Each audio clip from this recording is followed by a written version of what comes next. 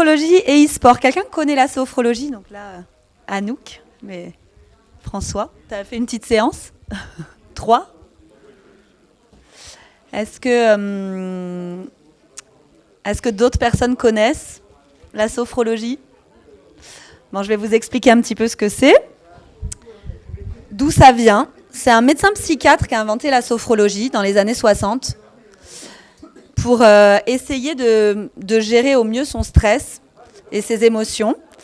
Et du coup, ça s'est avéré très intéressant dans le cadre du sport, des sportifs de haut niveau, pour la préparation mentale. Donc, j'avais mis une présentation, j'imaginais que... pour dire d'où je venais. Donc, moi, je suis sophrologue.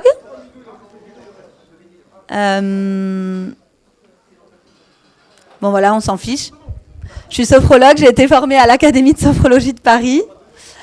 Et je suis installée dans les Landes, en cabinet médical.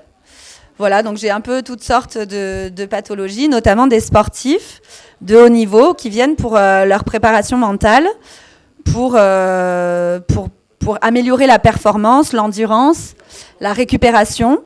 Donc il y a beaucoup de kinés qui m'envoient des sportifs parce qu'au niveau de la récupération aussi, c'est pas mal du tout. On dit que ça accélère par 2 la réparation tissulaire, de faire des séances de sophrologie. Donc, Kesako. La sophrologie, ça vient de sos, phrène et logos. En fait, c'est la science de la conscience en harmonie.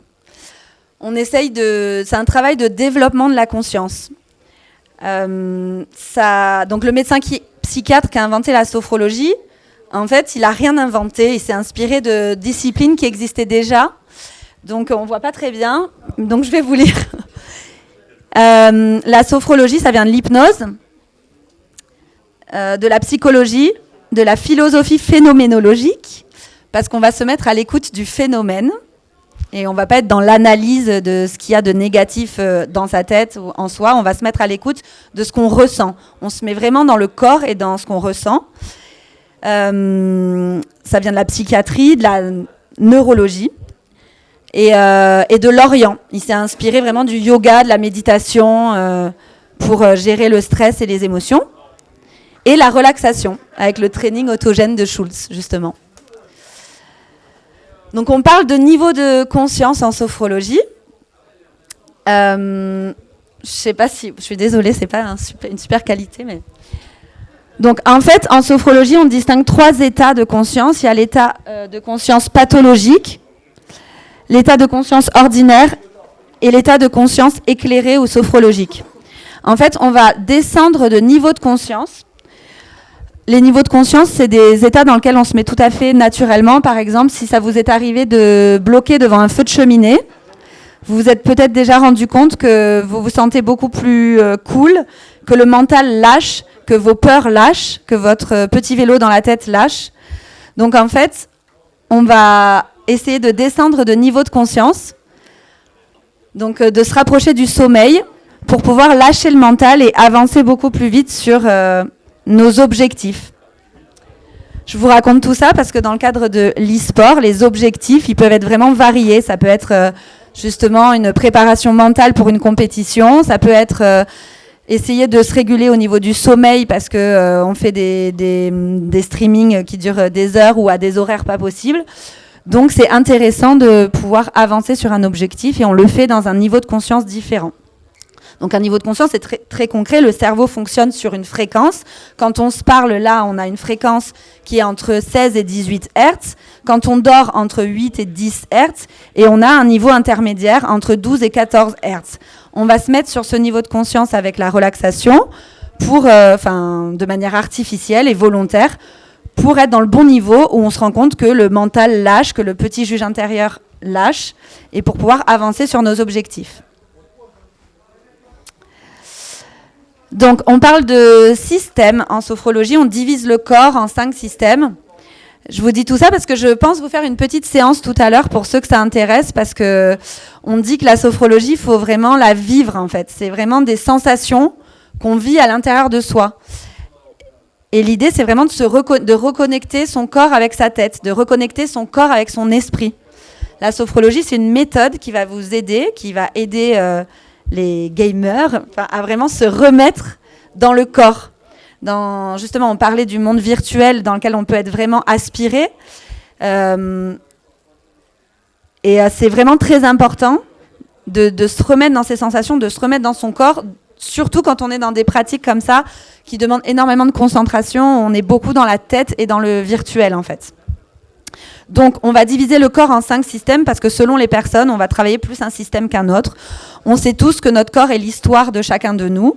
On en a parlé, on peut avoir des traumatismes corporels. On a une conscience corporelle qui fait qu'on peut prendre le stress. Le stress va se cristalliser sur une zone ou sur une autre. Donc, on va diviser le corps en 5 systèmes. Ça vient un peu de... Je vais passer un peu trop vite, pardon. Je suis passée un peu trop vite sur les sources, mais ça vient de la méditation. Comme je disais, le fondateur de la sophrologie, il n'a rien inventé, il s'est inspiré de différentes sources. Donc j'ai parlé d'Orient avec le yoga, mais ça vient aussi beaucoup de techniques de méditation. Donc là, il reprend les chakras en méditation, qui sont des centres énergétiques. Il a enlevé les chakras un peu trop spirituels pour que ce soit bien accueilli par le corps médical. Mais donc on a le premier système, la tête, le deuxième système, enfin vous les avez tous là. Premier système, deuxième système, troisième système, quatrième système, la noix abdominale et lombaire, cinquième système, le bas du corps, et méga système, l'ensemble du corps. Et on va pouvoir aller travailler vraiment le corps zone par zone. On dit qu'on passe par le corps pour soulager l'esprit en sophrologie et gérer au mieux son stress et ses émotions. Donc j'avais entendu une interview de Tony Parker qui disait « La relation entre le corps et l'esprit est centrale pour un sportif de haut niveau ». Donc je vous l'ai mise ici, je vous l'ai posée là. Il n'y a pas que moi qui le dis. Si Tony Parker le dit, c'est que ça vaut le coup d'écouter. Donc justement, on est là pour réconcilier le corps et l'esprit. Donc pourquoi c'est intéressant la préparation mentale du sportif ? Qu'est-ce qu'on va pouvoir améliorer avec une bonne préparation mentale proposée par la sophrologie ? On va améliorer sa capacité de concentration. Ce qui peut être intéressant, notamment dans le e-sport. J'ai mis que des applications intéressantes pour le e-sport. Sa capacité d'endurance, sa capacité de récupération, sa capacité de performance. On va pouvoir faire un travail sur la confiance aussi, pour justement préparer les compétitions. L'adaptabilité, je parlais tout à l'heure des horaires qui peuvent parfois être impossibles, ou les décalages horaires, les voyages, etc. Donc on va travailler l'adaptabilité du corps et de l'esprit avec des techniques de sophrologie. Ça va permettre la prise de décision rapide, très importante du coup dans ce domaine, et renforcer le positif.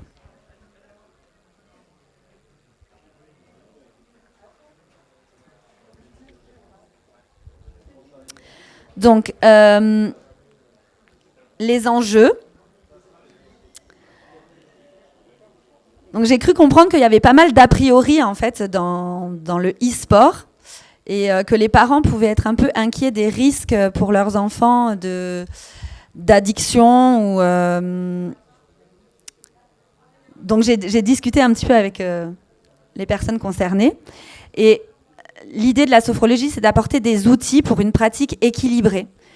L'idée, c'est de vraiment pouvoir se connaître mieux pour connaître ses propres limites et éviter ainsi de passer des heures et des heures et des heures devant les jeux vidéo. La sophrologie va permettre d'avoir une conscience vraiment de soi et de son environnement. Donc, on a des techniques sur les valeurs, notamment la valeur santé, pour vraiment apporter une maturité aux joueurs et qui connaissent mieux ses limites et que la priorité soit au sommeil et à son état de santé général. Donc l'intérêt de la sophrologie, c'est que c'est adapté à tous les publics.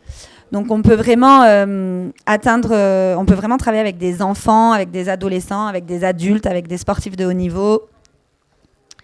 C'est vraiment une pratique qui est adaptée à tout le monde. Donc optimiser la pratique, effectivement, si on révèle les capacités de concentration, on augmente les capacités de concentration, on va pouvoir vraiment optimiser sa pratique pour améliorer sa performance. On a notamment des techniques avec des objets de concentration pour entraîner l'esprit qui est un muscle à vraiment poser son attention sur une seule chose. Donc c'est la technique que je voulais vous proposer tout à l'heure pour que vous la viviez. Voilà, donc je parle d'écologie intérieure et extérieure justement parce que je crois que le e-sport essaye aussi de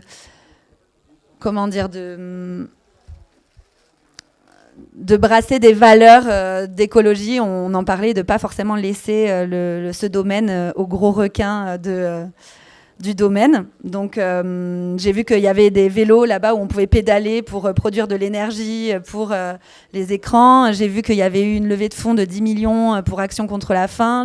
Donc le e-sport draine des valeurs aussi importantes. Et en sophrologie, on peut vraiment faire un travail sur ces valeurs et notamment sur la prise de conscience de son environnement, l'impact qu'on en a et la prise de conscience de son environnement intérieur et l'impact qu'on a dessus avec sa pratique. Donc c'est vraiment un entraînement de la conscience, en fait, la sophrologie, par différents outils.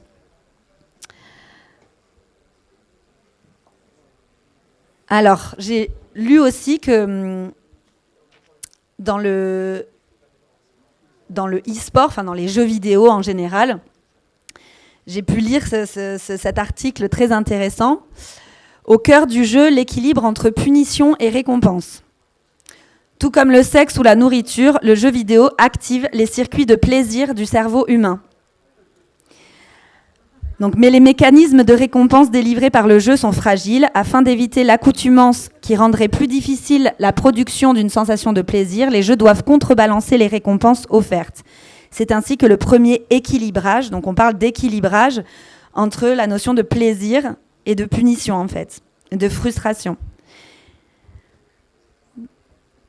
Et le plus important qui s'opère dans les jeux vidéo est celui qui voit la punition s'opposer à la récompense. La question de la difficulté est fondamentale, et ce depuis les jeux de l'enfance, dont la difficulté augmente au fil de la croissance de l'individu, etc. Dans les jeux vidéo, la difficulté s'opère en mettant des embûches sur le chemin du joueur. Qu'il s'agisse d'ennemis à abattre ou de virages à négocier, les obstacles sont là pour rendre la récompense plus difficile à obtenir, tout en générant de l'adrénaline chez le joueur, désireux d'éviter la punition suprême du game over. Donc on voit bien que les jeux vidéo peuvent être générateurs d'hormones de stress, comme l'adrénaline ou le cortisol. Et c'est justement sur ces hormones du stress qu'on va agir avec des séances de sophrologie, avec la respiration, etc. Donc l'idée, c'est que la sophrologie vienne contrebalancer aussi peut-être les risques d'une pratique excessive dans le jeu vidéo. Donc le stress, qu'est-ce que c'est le stress ? Est-ce que tout le monde a déjà ressenti cette superbe émotion dans sa vie ? Est-ce que vous savez que le stress est quand même nécessaire à la survie de l'espèce humaine ? C'est-à-dire que le stress, c'est ce qui nous permet quand même de nous sauver la peau, hein. C'est pour augmenter nos capacités cardiaques, respiratoires face à un danger. Et les différentes réponses au stress qu'on peut trouver, c'est la fuite ou le combat. Une troisième réponse qu'on est en train de voir, c'est aussi l'inhibition, être complètement tétanisé. Donc l'idée, en fait, c'est le stress, c'est vital, en fait, on en a besoin. Là où ça devient problématique, c'est quand il devient chronique. Parce que le cerveau ne fait pas une grande différence entre un danger de vie immédiat ou un stress parce qu'on est coincé dans les embouteillages. Donc ça devient problématique quand on commence à stresser et à avoir des hormones de stress qui sont en permanence dans le corps. Donc sécrétion d'hormones adrénaline, puis en 2 temps le cortisol qui vient pour continuer l'effort musculaire contre le stress, donc du combat ou de la fuite. Donc qu'est-ce que ça peut donner ? Ça peut donner de la prise de poids, des troubles du sommeil, etc. Donc là je parle dans le cas où les jeux vidéo éventuellement dans une pratique non saine, pourrait amener un stress important, comme on l'a vu juste avant. Les créateurs de jeux vidéo travaillent à cet équilibre entre frustration et plaisir. Donc ça crée un stress. Donc là où il devient important, c'est de savoir ce que c'est le stress et le danger du stress quand ça devient chronique, qui peuvent donner prise de poids, troubles du sommeil, etc. Donc, qu'est-ce que va apporter la sophrologie ? La sophrologie, elle va essayer par des outils psychocorporels de venir réduire diminuer les hormones du stress, d'adrénaline et de cortisol, afin qu'on se sente vraiment beaucoup mieux. Donc, dans la pratique du e-sport, ça peut s'avérer vraiment intéressant de faire des techniques de sophrologie pour limiter cette sécrétion d'adrénaline et de cortisol. Donc, comme outil, qu'est-ce qu'on a dans la sophrologie? On confond souvent sophrologie et relaxation. La relaxation n'est qu'un des outils de la sophrologie. On a aussi la respiration et la visualisation positive. Donc, on va faire une vivance anticipée d'une situation anxiogène, donc par exemple une compétition, dans une issue positive. Et ça permet vraiment, le cerveau ne faisant pas la différence entre l'imaginaire ou le réel, on peut vraiment faire vivre au cerveau une situation anxiogène anticipée dans une issue, dans une réalisation positive. Ça permet d'arriver au moment de la compétition comme si on avait déjà vécu le match, le tournoi, et ça permet au corps et au cerveau de trouver ses propres stratégies pour gagner, quoi.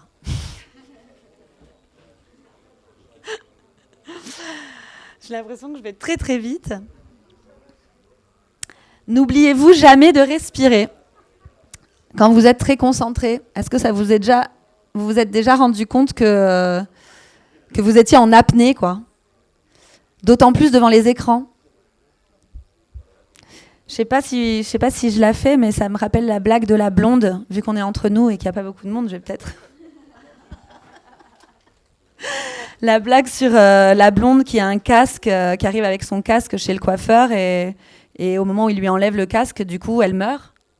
Et donc, il se demande ce qui se passe. Et donc, il écoute ce qu'il y a dans les écouteurs. Et il y a un enregistrement inspirer, expirer, pour qu'elle y pense, en fait. Donc, c'est une super blague, mais je trouve que cette photo illustre bien cette petite blague. Car effectivement, souvent, on oublie de respirer. Et notre respiration est la seule fonction vitale qu'on peut contrôler. C'est-à-dire que vous essayez là d'arrêter vos battements cardiaques pendant 1 minute, ça va être compliqué. Par contre, vous pouvez décider d'arrêter de respirer là pendant quelques secondes ou d'allonger votre respiration ou de la retenir. Et en fait, notre respiration en cascade va contrôler différentes fonctions vitales ensuite. Donc, c'est pour ça que c'est aussi important la respiration, et on dit que grâce à la respiration, on va pouvoir contrôler notre système nerveux autonome, qui a 2 branches, la branche du stress et la branche de la détente.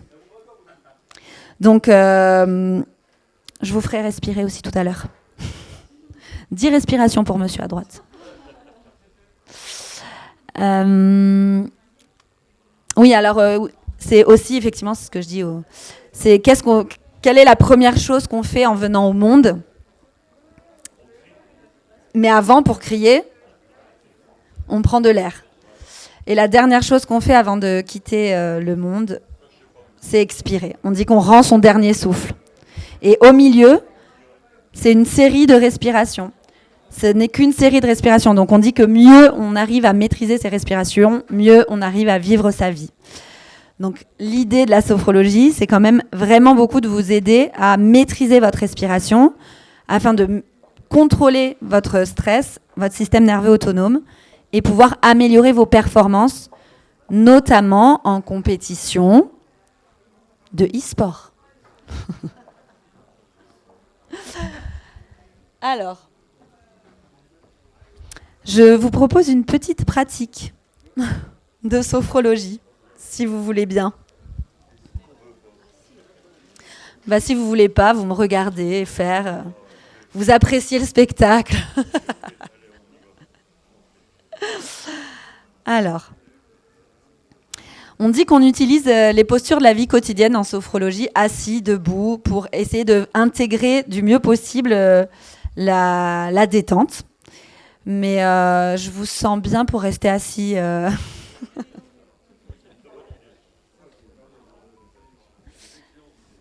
Alors, vous pouvez éventuellement couper vos portables ou les mettre sur silencieux pour ne pas être dérangé. Ça durera environ une petite dizaine de minutes, si ça vous va. Comment ? Voilà. Donc, je vous invite à vous asseoir confortablement et à décroiser les jambes pour avoir les 2 pieds à plat au sol. Je vais peut-être prendre une chaise parce que si vous me regardez... Oh, quoique. Donc, vous vous asseyez confortablement, vous décroisez les jambes et vous avez les 2 pieds bien à plat au sol et les mains sur les cuisses, effectivement, pour bien garder la présence du corps dans la conscience tout au long de la séance. Si vous le sentez, vous pouvez fermer les yeux parce qu'on dit qu'on se concentre mieux les yeux fermés que les yeux ouverts. Et ça va vous permettre de tourner votre attention vers l'intérieur de vous-même. Si c'est compliqué pour vous de garder les yeux fermés, il n'y a aucune obligation. Vous pourrez ouvrir les yeux. Mais à ce moment-là, laissez votre regard tomber au sol sur un point fixe pour ne pas perdre votre concentration. Bien. Et vous allez entendre les bruits extérieurs, ils vous parviennent, mais ils vont peut-être vous déranger de moins en moins. Laissez-les à l'extérieur de votre bulle de concentration. Si c'est OK pour vous, vous fermez les yeux et vous tournez votre attention vers l'intérieur. Pour vous aider à rentrer dans cette concentration, essayez d'accueillir la présence de vos pieds dans le sol, les différents points d'appui de vos plantes des pieds, là, à travers les chaussures, peut-être en faisant voyager votre attention d'abord dans le pied droit, puis dans le pied gauche. Essayez de sentir les points communs ou les petites différences. Accueillez la sensation aussi de vos mains sur les cuisses, peut-être qu'elles dégagent une certaine chaleur. Ou encore la sensation de vos vêtements sur le corps, leur poids, leurs différentes matières. Vous pouvez aussi vous concentrer sur les différents points d'appui de votre corps dans l'assise de la chaise. De votre dos, de l'arrière de vos cuisses. Bien, vous pouvez aussi poser votre attention sur la sensation de l'air qui rentre par vos narines à l'inspiration et de l'air qui ressort de vos narines à l'expiration, légèrement tiédi, réchauffé par son voyage à l'intérieur de vous-même. Concentrez-vous sur cette petite différence de température entre l'inspire et l'expire. L'air est plus frais à l'entrée des narines à l'inspiration et tiédi, réchauffé à l'expiration. Bien, maintenant essayez de visualiser le trajet de votre respiration depuis l'entrée de l'air jusque dans vos poumons.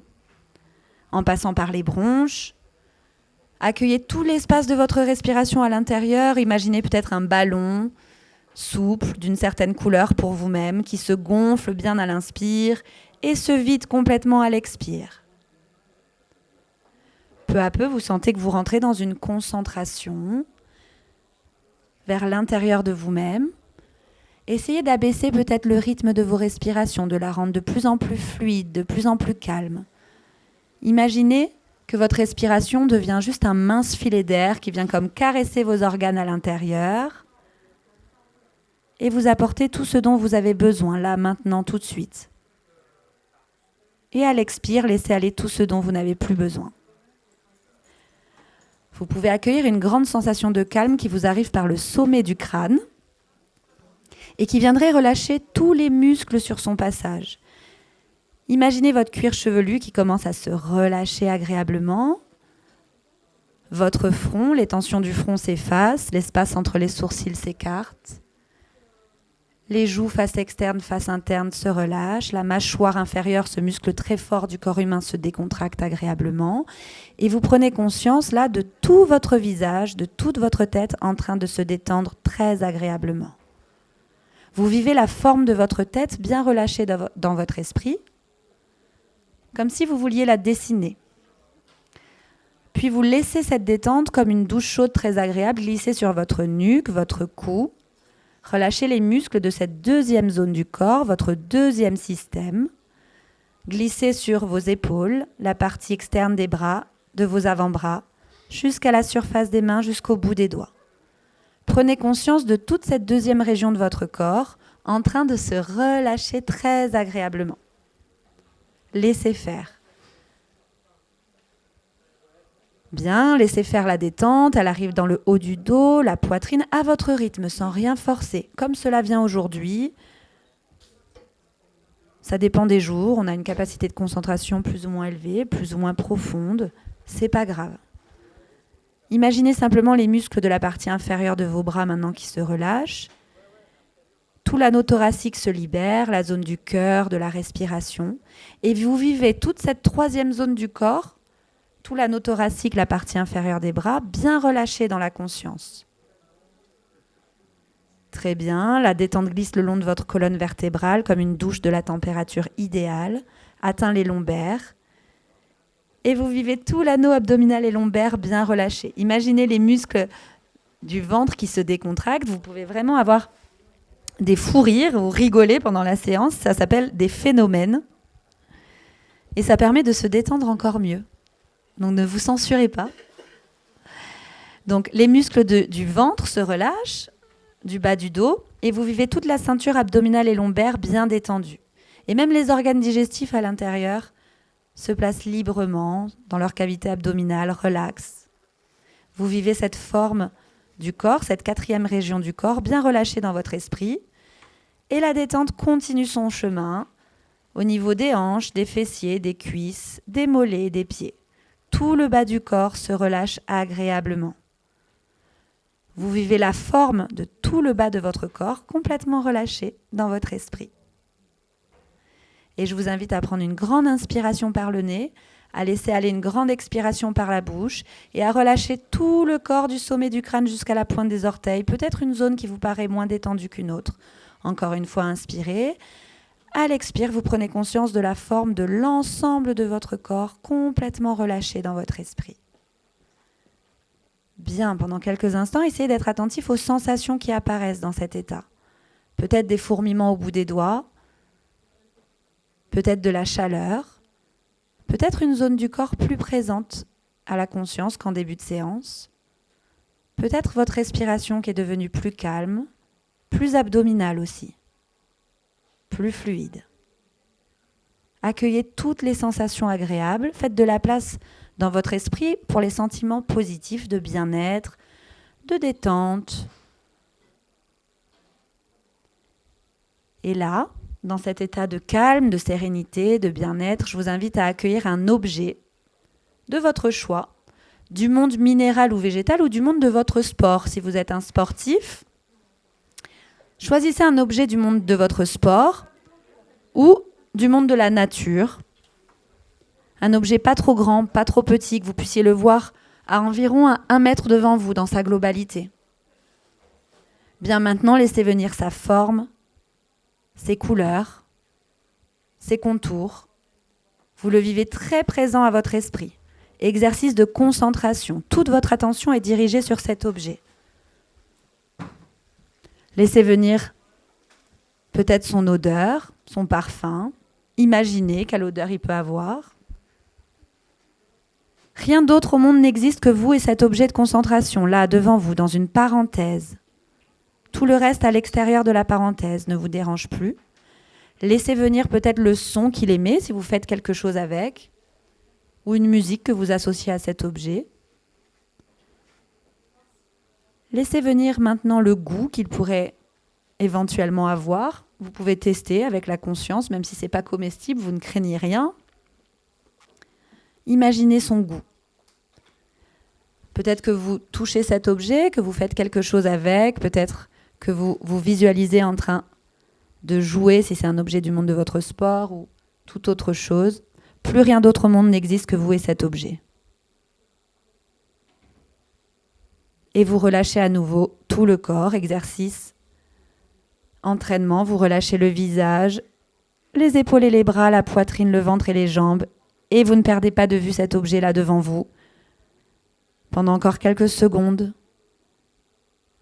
Et vous pouvez ranger cet objet dans un tiroir de votre conscience où vous pourrez le retrouver pour éventuellement une prochaine séance, un prochain exercice, ou à chaque fois que vous avez besoin de canaliser vos pensées, votre mental omniprésent, de vous remettre au présent, de cesser d'anticiper l'avenir peut-être négativement ou de ressasser un passé douloureux.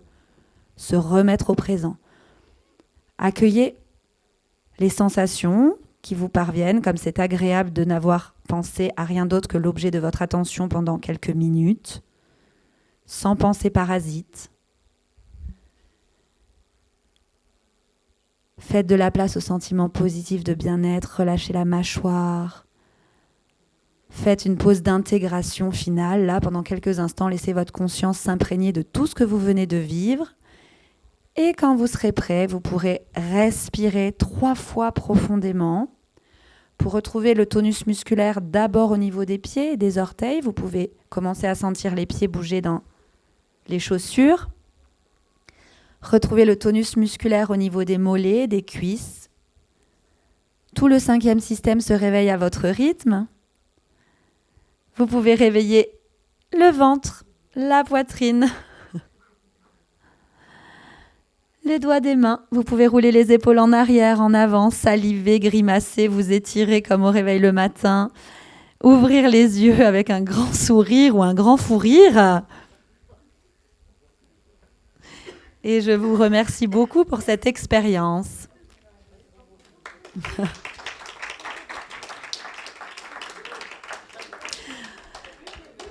Alors, mais c'est très bien, ça m'arrive tout le temps des fous rires en séance, c'est normal et c'est super bien parce qu'après, c'est les personnes qui sont les plus concentrées, les plus à fond dedans. Donc, c'est vraiment pas du tout contre-indiqué. Il y a plein de choses qui peuvent expliquer ces fous rires en début de séance, surtout en groupe. Donc, c'est pas du tout un problème. Est-ce que certains peuvent partager les sensations qui ont pu se présenter pendant la séance, même très... Alors, on appelle ça des phénomènes en sophrologie. On travaille au bord du sommeil, comme je vous le disais. J'aurais peut-être dû commencer par la séance et ensuite parler de ce qui se passait. Ça aurait peut-être plus intéressé. Mais on est allé au bord du sommeil. Je vous disais qu'on changeait de niveau de conscience. C'est fait exprès. Voilà. Mais alors, on passe son temps à aller dans le sommeil, ressortir, dans le sommeil, ressortir. Hein. C'est normal. Avec l'entraînement, on trouve son niveau pour pas aller trop profond ni rester trop haut. L'idée, c'est que dans ce niveau-là, je ne sais pas si vous avez remarqué, mais le mental s'est calmé. Les pensées parasites étaient moins présentes. On a 60 000 pensées par jour. Donc, c'est normal d'avoir des pensées qui arrivent pendant la séance. On parle d'entraînement de la conscience. Donc, plus on va s'entraîner, plus on va arriver à calmer ce flot de pensées qui peut nous emmener dans du stress chronique, justement. Et comment font justement les joueurs pour marquer, pour tirer un penalty et faire abstraction du stade autour qui hurle? Comment fait un homme politique pour pas être déstabilisé devant une question dont il n'a pas la réponse? Comment, voilà, il s'entraîne. Il entraîne sa capacité de concentration et d'attention. Et il s'entraîne avec des méthodes comme la sophrologie. Donc, est-ce qu'il y a des sensations que vous pouvez partager? Oui, mais justement, tu es habitué, donc peut-être que tu peux parler de, je sais pas, de chaleur, de détente.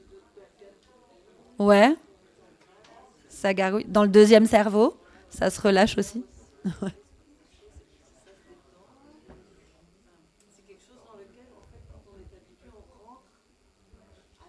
Oui, exactement.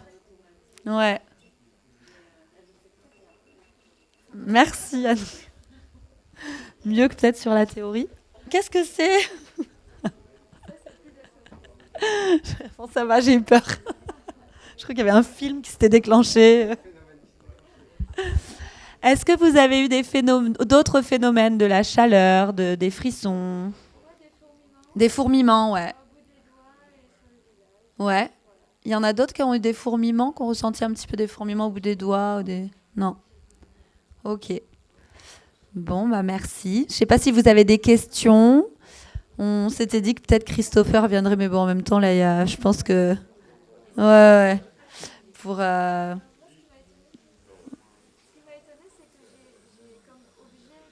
Ouais.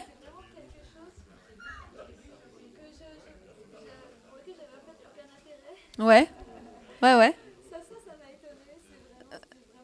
Oui, il y a un truc qui est apparu spontanément et qu'on...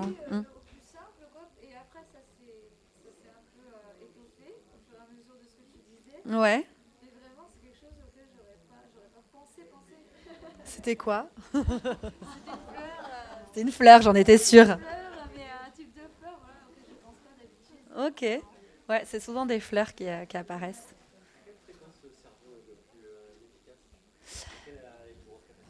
Efficace pour quoi? Bah justement, on dit que c'est dans ce niveau sophroliminal, donc entre 12 et 14 Hertz, on dit. D'où l'intérêt de... Oui, en fait, c'est vraiment exactement, c'est par la répétition, c'est vraiment par la répétition de petites techniques courtes qu'on obtient des résultats incroyables, en fait. On dit que par la répétition, comme des musiciens vont répéter, et il va y avoir une intégration et qui va faire que le geste va se faire de manière complètement automatique, sans passer par, du coup, le cérébral. Et du coup, ça va faire un gain de temps. On parle d'intégration. La sophrologie, c'est pareil. On parle vraiment d'intégration. C'est avec la répétition de petites séances courtes et l'entraînement à se relâcher, à visualiser une victoire anticipée ou les stratégies qui peuvent venir pendant un tournoi et visualiser toutes les étapes de ce tournoi, visualiser les difficultés, comment on va pouvoir les contourner. Et en fait, c'est par la répétition qu'il y a une intégration qui va se faire et qu'on va gagner au niveau des réflexes, justement, quand on sera confronté directement à la situation.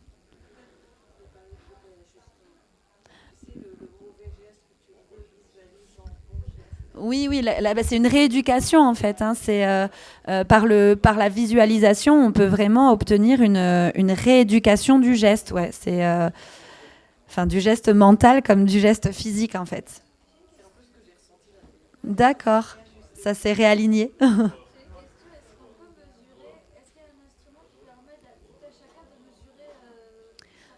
Bah, en fait, c'est les électroencéphalogrammes qui. Et alors, le biofeedback, ouais, c'est vrai qu'on en parle. Moi, j'ai jamais testé, mais je sais que les fréquences ont été testées avec les électroencéphalogrammes, ouais. Mais ouais, le biofeedback, c'est intéressant. Je connais pas bien, mais ouais, ouais. Et alors oui, j'ai pas parlé de cohérence cardiaque, mais c'est aussi une technique super pratique, simple, efficace pour équilibrer les deux branches de notre système nerveux autonome, la branche qui gère le stress, le système sympathique, la branche qui gère la détente, le système parasympathique. On va simplement inspirer sur 5 secondes et expirer sur 5 secondes sur des cycles de 5 minutes. Et ça permet vraiment, vraiment très efficacement d'équilibrer les deux branches de notre système nerveux autonome, la branche qui gère le stress et la détente, les deux étant vitales, utiles, fonctionnelles. Mais ce qu'il faut, c'est pas qu'elles soient qu'il n'y en ait pas une qui prenne de l'ampleur et que l'autre soit inefficace. Les deux doivent fonctionner alternativement au bon moment, de manière autonome. Il y en a une qui va gérer la digestion, l'autre qui va empêcher la digestion de se faire quand on est dans un stress pour le combat ou pour la fuite. Voilà, donc la cohérence cardiaque, vous connaissez? Ouais. Tu connais? Ouais. Ouais. Non, non, non. Pour descendre dans le niveau de conscience qui est bon, tu peux utiliser donc ouais, soit la respiration. En fait, on utilise le relâchement musculaire pour atteindre ce niveau de conscience, mais en fait, la cohérence cardiaque t'y emmène très bien parce que ça t'amène à un apaisement, une relaxation justement. Donc c'est un niveau dans lequel t'es bien. Je te dis, bloquer devant un feu de cheminée pendant un certain temps, ça t'y emmène sur cette fréquence.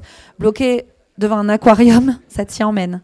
L'idée, c'est cet état où tu es concentré, à la fois très concentré, mais détaché, où tu sens que tu es détaché de tes peurs, en fait, et du négatif, bizarrement.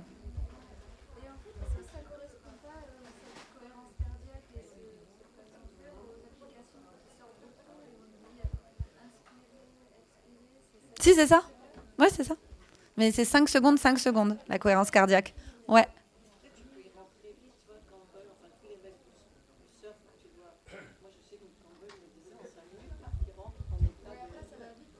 Oui, parce qu'avec la répétition et l'entraînement, tu le fais en... L'idée, c'est que là, ce qui a pris 10 minutes, ça prenne 1 minute avec l'entraînement.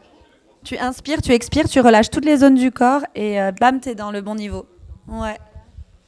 Bon, bah, merci beaucoup.